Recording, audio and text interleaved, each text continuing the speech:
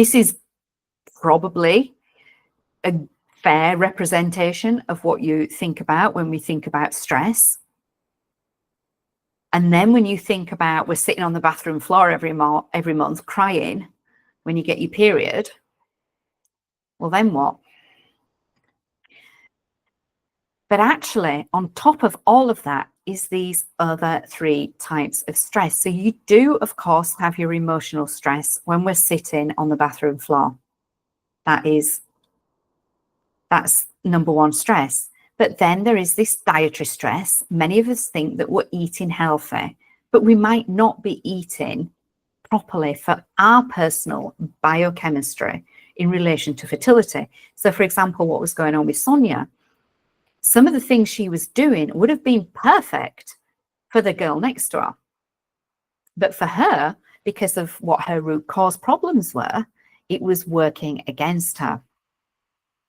So it's all to do with your personal biochemistry. Your fertility genuinely is as unique as your fingerprint, which is why you'll see my logo. It's a fingerprint. It's the fingerprint because we're bringing new life into the world, but it's a fingerprint because your fertility is as unique as your fingerprint.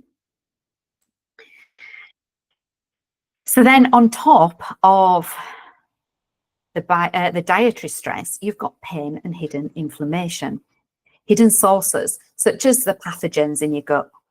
If you suffer from painful periods or from chronic injury, that's a form of pain in your body. These autoimmune conditions, it's a form of pain. That's a form of stress.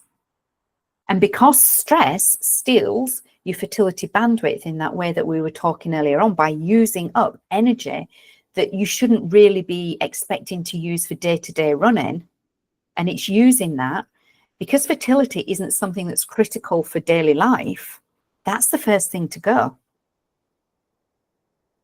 And so that's why when you're dealing with stress, you're struggling so much with your hormones, and why we can't reproduce properly when we're dealing with those things.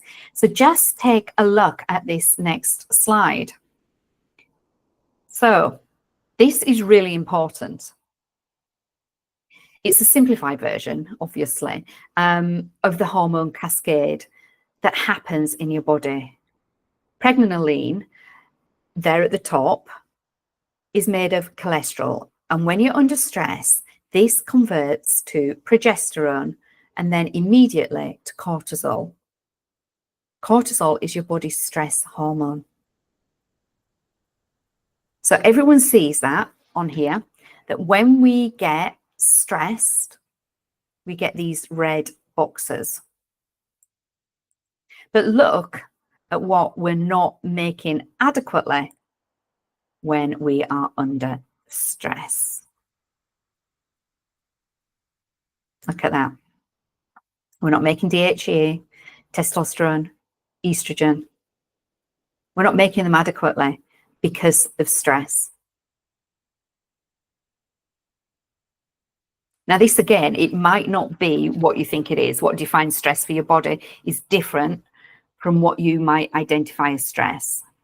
I can't tell you how many ladies tell me they're not under stress, but then the results when I start looking at their bloods that they've had done before, they come back and like they speak for themselves. And this is some of the things that we're looking at here. All these hormones are critical for fertility.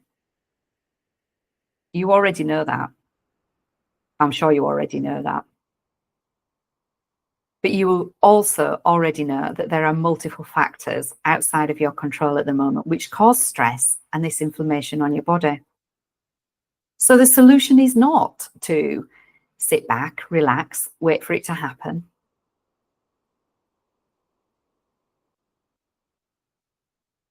And now you know that there may be even more stress and inflammation on your body than you had previously thought.